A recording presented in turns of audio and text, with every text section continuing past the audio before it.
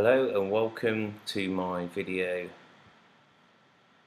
on the 200 EMA. I've just recorded it and I forgot to change the device on what I was speaking on, so there was no sound. So I'm just going to go through it again. So I'm just going to go through all my indicators, do a little video on each one of what I'm using and what I'm looking at. There's going to be a lot more information about these indicators on how they work and that, and I'm not really going to go through that. I'm just trying to build a picture on how I'm using them. Okay, so I'm just going to bring up another chart hopefully that hasn't got anything on it. Oh, I'm not using. Okay, they all have. I'll just delete them.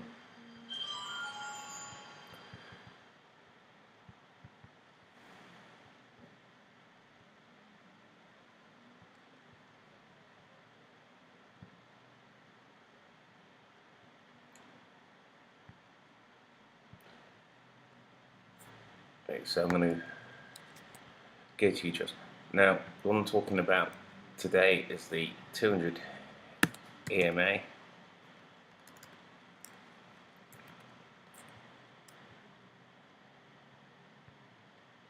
Oh, so I've got graph up.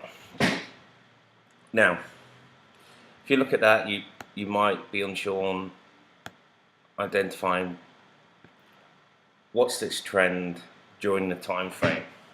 Now, Forex, a popular one is 200 EMA. Now, to get this, you click on the indicators. If you're using Coinergy, type in EMA. Now, it's set for 9, but if you go to settings, I like to have it white and thick enough so I can see it. I'll click on inputs and I'll change it to 200.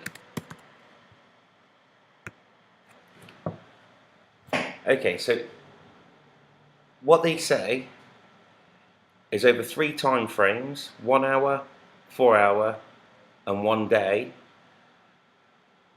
that your graph or the candlesticks need to be above or below on every time frame to identify the trend. Now, if you're doing Forex, they say don't initiate the trade unless they're all going the same way.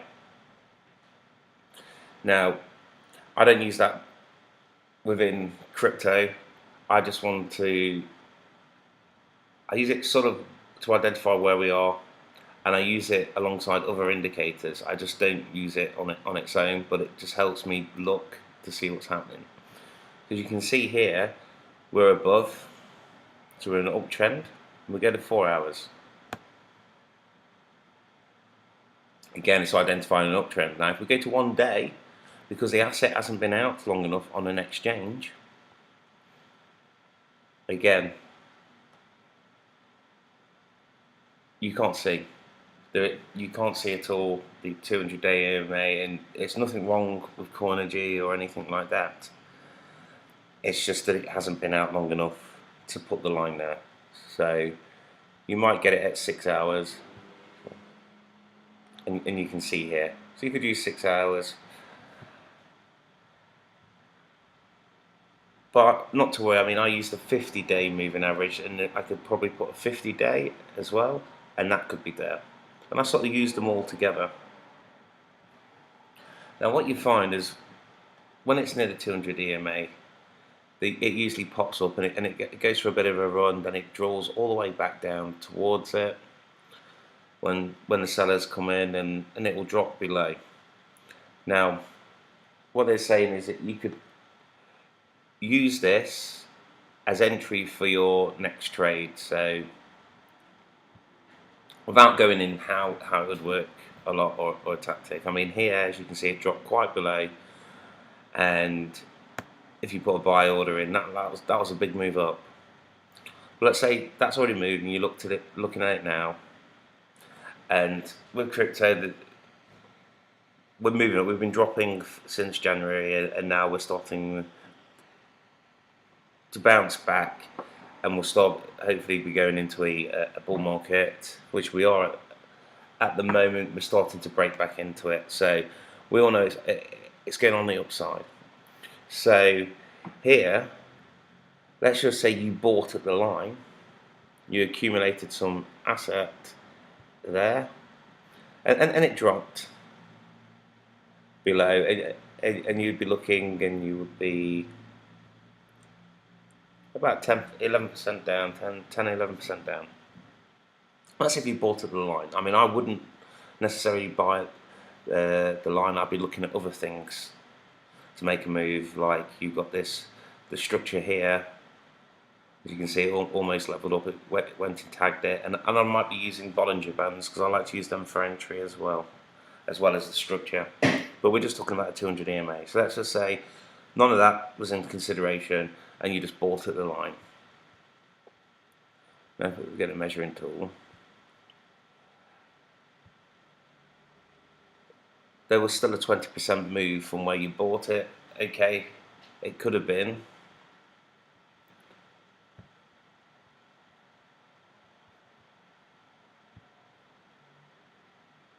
35%. Now, what would have happened? You bought here, it went up, it drew back to the line, and it fell below.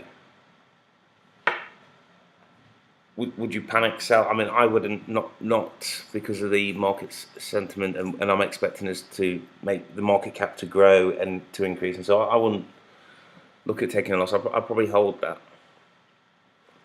I mean, it all depends where you put your stops, but I'd always own the asset, so I'm not margin trading it. I own the asset, so I'd just hold on, even though it's dropped 10%. It can move up. I mean, as you can see, it's gone down for 6 hours. It's tagged back up, down, up, down, up, down. So I won't be worried. And then let's just say you're still in that position, and you bought even more there. You crossed the line, and it would be on a 4-hour chart as well, and a 1-hour chart.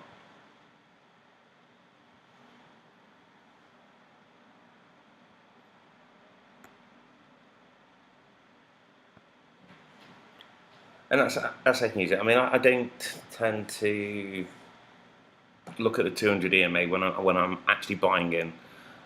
I'll use it, and I'll look, and it sort of gives me an idea where we are, and I'll be expecting to move up, but I'll be looking at other indicators, and that's about it. I mean, you can go to when you do go, like I said before, and it doesn't give you a 200 EMA on the larger time frames. It could, but the crypto's been out a while. Like just say Ethereum, it could be that the exchange you're looking at, it's only just been listed on there, even though Ethereum has been out a while. There's no data on that exchange, and that's the reason why you're not seeing the 200 EMA. I mean, when I tried it, I was messing around with it for ages. I couldn't understand why I couldn't get it, even though, let's say, the asset had been out for a while, and it was showing on other exchanges, but it wasn't on it. And it's because of the data when it was listed on that exchange, and that's the reason why. So that's just a brief way that I would use it. I mean, I'll just go to another asset here. So the credit.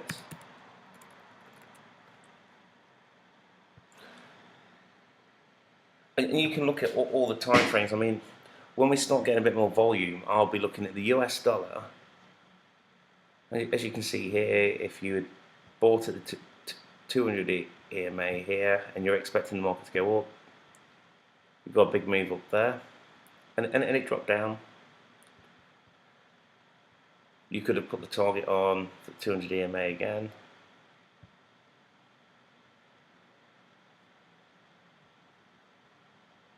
Again there.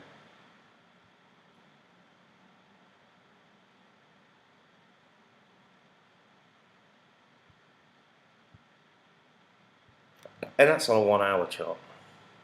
So you can see it's always drawn, it goes up, takes off on there, it's drawn back down to it, and then it keeps going along. And that's because everyone's using it, or they're probably not using that, but exactly. But a lot of people will be doing that, and that's why it seems to work. If we go to the 4-hour chart again, it will show the same. As you can see, it's a newer crypto, and there isn't that much data, so you could see it on the 1 hour, but on the 4 hour, we're only just started getting hit here, and it's quite above the 200 EMA. But as the time progresses, they sort of become more in sync with each other. At the moment, they're out of sync, and if you look at older ones, let's look at Neo.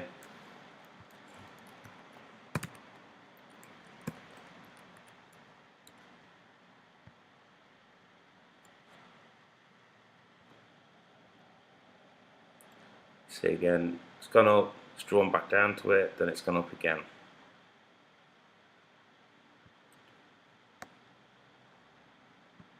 Here is the opposite. It's gone down, it's come back, then it draws back up to it. I'm just trying to think what I'm going to say with that. But again, I can see by just looking at that, we're in a downtrend. I know it's obvious, it's going down. The candlesticks are going down. But we're not classed as being back in an uptrend until we hit around here. And that's on a 4-hour chart. Let's go to a 1-hour chart. So on a 1-hour chart, if we were to do that, we're back into a downtrend on Neo.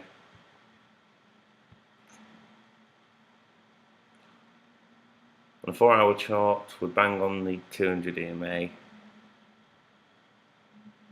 And on a 1-day chart, again, this is because this is Neo on KuCoin, which is a fairly new exchange. So if we went to BitterX, Neo's been out over a year on that. You see, we get the 200 EMA on the 1-day chart. If we go to Bitcoin, we'll probably get longer.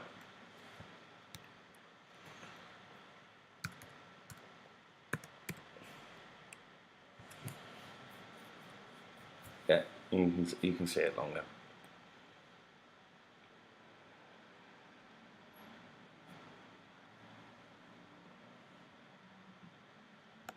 So you can see some crazy trading going there.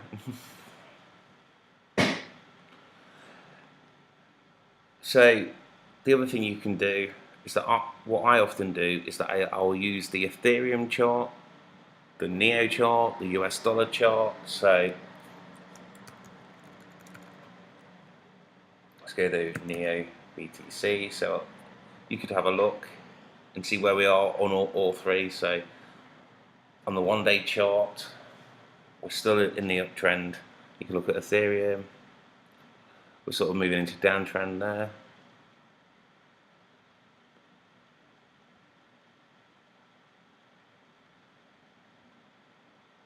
And then you can look at through the different time frames as well. 4-hour chart, Neo and ETH, Neo's on a downtrend, but that's because ETH's massively outperforming it at the moment. But then you'd take structure into consideration, and I use other indicators. But this was just a quick overview of the 200 EMA. I suggest you watch other YouTubes to explain it more technically than what I did. I'm just showing you how I use it, and they'll go into more depth about that. And I just use it as a quick overview of the 200 EMA, and pretty much it builds a picture of what's going on with the market more than just the graph all over the place. And then you'll be able to use it. And you'll find your own way on how to judge things, because these things repeat themselves continuously. But thank you for watching, and I'm going to go for another indicator sometime again over this week until I've gone through all the ones that I'm using and how I quickly look at the crypto market and make my decisions from using these indicators. But I use them all in conjunction with each other. Thank you for watching, and goodbye.